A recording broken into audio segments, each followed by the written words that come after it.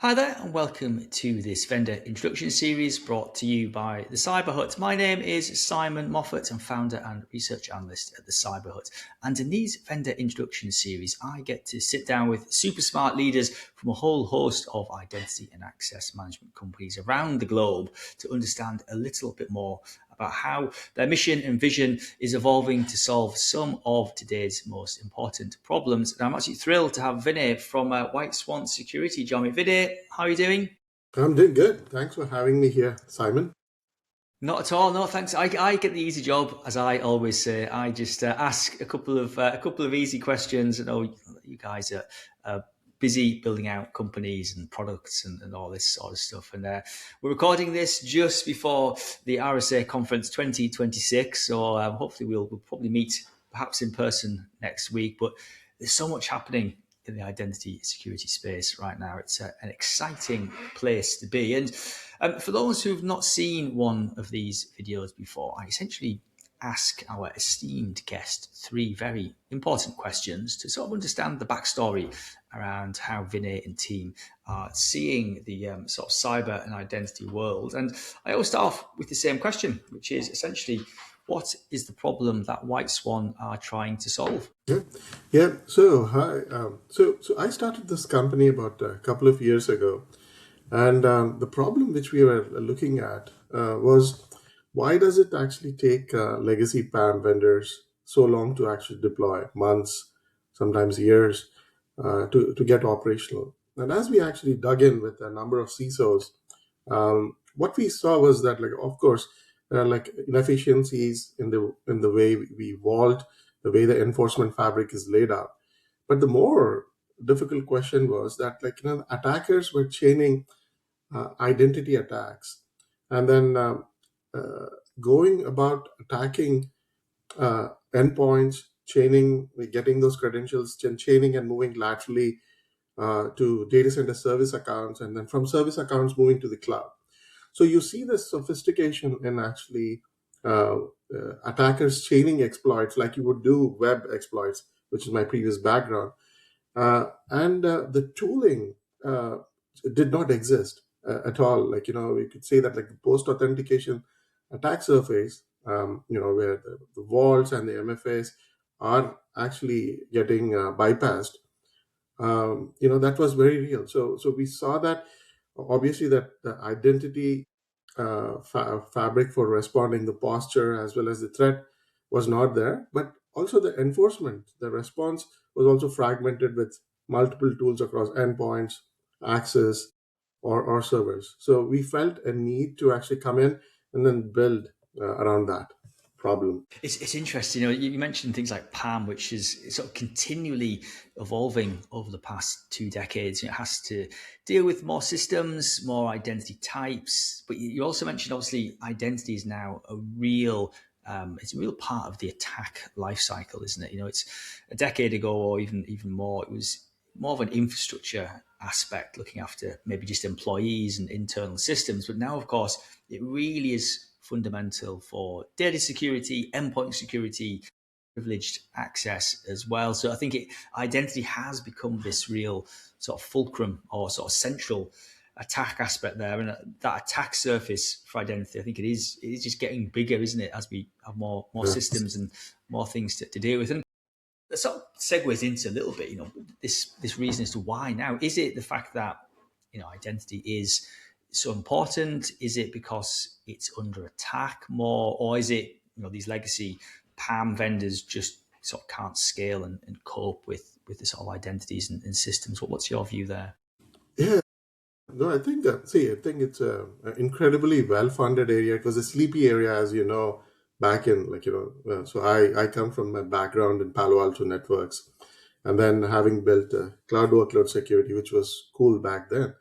But after the Uber LastPass breaches showed that identity is the main exploit, you could see the industry explode.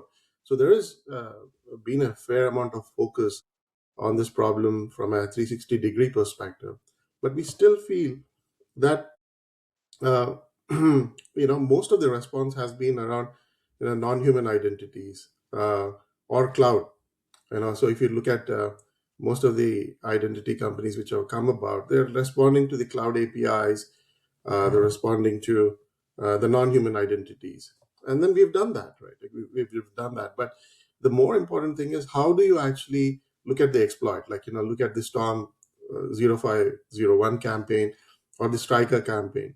And then the problem is that, like, you have an initial access, then a lateral movement through mostly an Active Directory sync, and then you bypass MFA, then you do a domain pivot, right? And these are the things which are actually happening. And most of these solutions just blind. They're like just monitoring cloud privileges and trying to enforce JET. So we do all that, but I think the more important thing is that this post MFA attack pattern, you have to capture that, across your on-prem and cloud, and and secure that.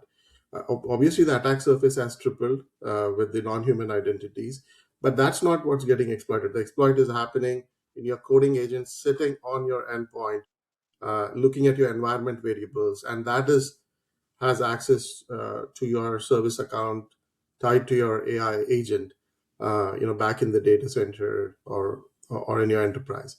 So that's the whole chain which we are trying to look at it. We we feel like just looking at non-human identities won't cut it. You have to look at it across the entire system, across endpoints to all the way back to your non-human identities in order to stop the attack. It's almost like a perfect storm, isn't it, really? You have more identity types, service accounts, NHI, agentic, I guess, going forward. But then we have all the problems with human centric identity as well, around ghost accounts, over Yes. permissioning, lack of MFA, and all of the stuff which we sort of understand but haven't necessarily solved. And it's the combination, I think, isn't it, of human carbon life forms and all of that high privileged service account NHI stuff in there. We mentioned some interesting things. Cloud migrations and hybrid deployments. We often end up with different tooling for both on-premises Right. identity versus cloud and SaaS and cloud service provider identity. And as you then describe as well, things like lateral movement and maybe starting with Active Directory, but then pivoting off into downstream systems is becoming very prevalent as well. So it's we have more identities, we have an increased attack surface, we have this hybrid stuff to deal with as well. It's just like a perfect storm of identity security requirements. And I don't see this problem getting any smaller. I only see this problem getting bigger, which then this leads me to the final aspect here. How are you guys trying to solve some of this? What does White Swan have that can help solve some of these PAM and security issues? Yeah, so first thing, right? Like, now people think, most of the response. So the way we are actually responding to that is, you're right. It's a hybrid cloud first. There's going to be a lot of on-prem always. You cannot say that, like, on-prem will be protected by legacy vendors, and then I will actually go after the cloud NHI story. Soon they'll get better and do that. So you need to really look at the on-prem, which is Active Directory, your Linux accounts, your data center service accounts, and these are actually have their persona in the cloud. They are actually replicated, and then there's a backdoor. Once you get into on-prem, you will actually make it to the cloud. So you're completely blind when you're actually when this happens. So, but the architecture to secure on-prem is very tough. Like, that is the reason, and that's where we implemented. That's where we started out, Simon. So we actually started out with doing a very deep posture as well as threat detection on the Active Directory, Linux, on the endpoint. So we did that, and we also lay out an enforcement fabric on how to secure the endpoints and the trusted access, giving ephemeral credits to SSH, RDP to servers. So we did that, and then we've taken that same philosophy of applying that threat detection and posture to the cloud and the AI agentic identities. So the whole point is, again, how do we close the post MFA gap? How do we actually make sure that, like, we have the threat detection and the posture stretching from the endpoint to your cloud or AI agents, and then put the enforcement level there. So we believe that inherently an architecture where, like, we are more agent driven, having agents on the lightweight agents on the Active Directory, Linux, and then having sensors spread across to gather this information. That makes it very sustainable for us to actually compete against the high velocity of competition we're seeing. But the second thing is that we're not just doing cloud API monitoring. We are doing and monitoring around the lateral movement patterns that matter the most, like DC saying pass the hash, more uh, kind of enforcements around the TPM anchored session validation on the endpoint.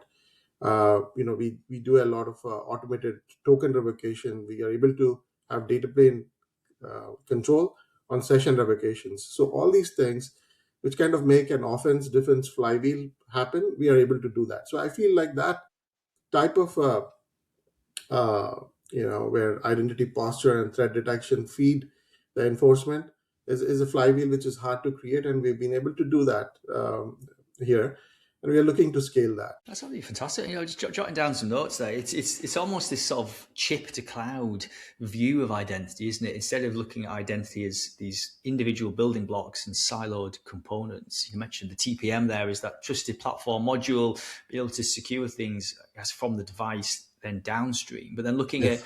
post authentication, sessions, behavior management, and all of those, I guess, cloud resources the identities are accessing. It is that entire life cycle, chip to cloud protection, detection view, which I think is lacking. And obviously, that whole that hybrid angle is really important, isn't it? You have on-prem, but you also have cloud services as well, and I see that being quite a long-term problem to deal with. I don't see everybody going to the cloud and having entirely cloud-based resources. It seems to be a mixture, isn't it? I think. Yeah, absolutely, right. Like, so you see, for example, there are like some announcements coming out saying that, like, we secure the AI agentic activity starting on your endpoint, right? Like, or you have like agentic endpoint security finally coming up. What does that mean? It means that, hey, you cannot actually just secure your agentic activity uh, in your data center, or like in your cloud. It has to start where it begins, where the coding agent actually begins to fire on your endpoint, and that's where you need visibility. Without that, uh, you're trying to secure before the pivot actually happens, before the exploit even begins. So yeah, you're right on. I think it is. It's definitely that.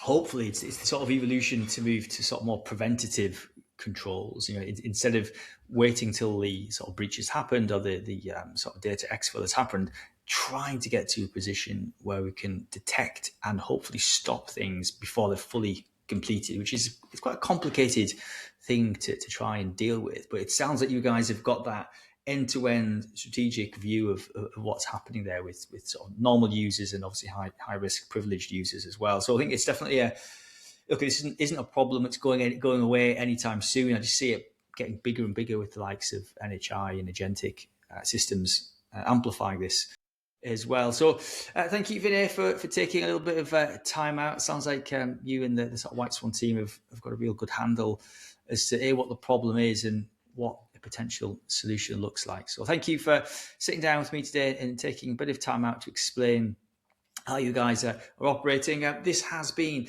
another episode in the vendor introduction series brought to you by the Cyberhut. Thanks to Vinay. Thank you for watching, and we will see you next time. Thank you.